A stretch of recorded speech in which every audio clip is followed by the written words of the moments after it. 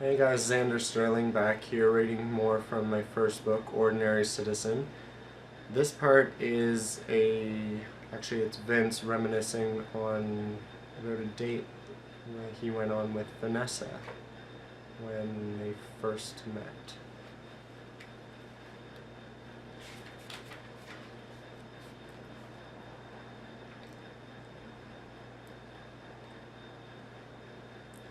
She had insisted they try out this new bar, Cirque, in Los Angeles after having read all about it in an article.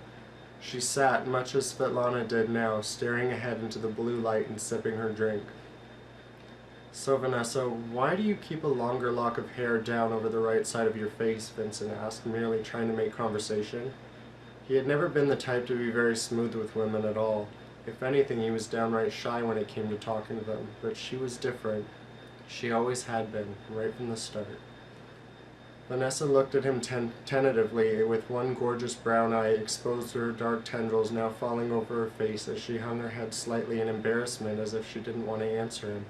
But she did. "That's where my birthmark is. I don't like showing it, so I cover it up," she replied, quite deliberately straightening up in her chair now. "That's stupid," Vincent replied, ever the tactful gentleman.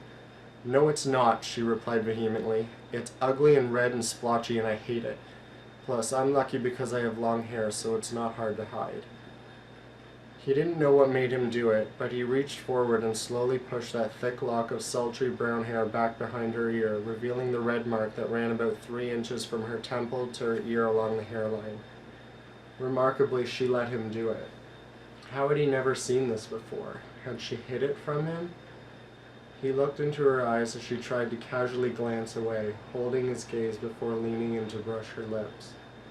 He then moved over to her birthmark and started kissing all along it, right from the ear to the temple and back again, where he gave her earlobe a small plateful bite as she laughed.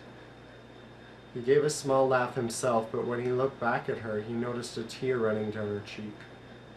"What's the matter?" "Nothing," she said truthfully, and this time returning his gaze, staring deep into him and smiling. He could actually feel a warmth begin to spread somewhere deep inside him as she did so. "I love you." "I love you too. All of you," he echoed quietly before leaning into her again.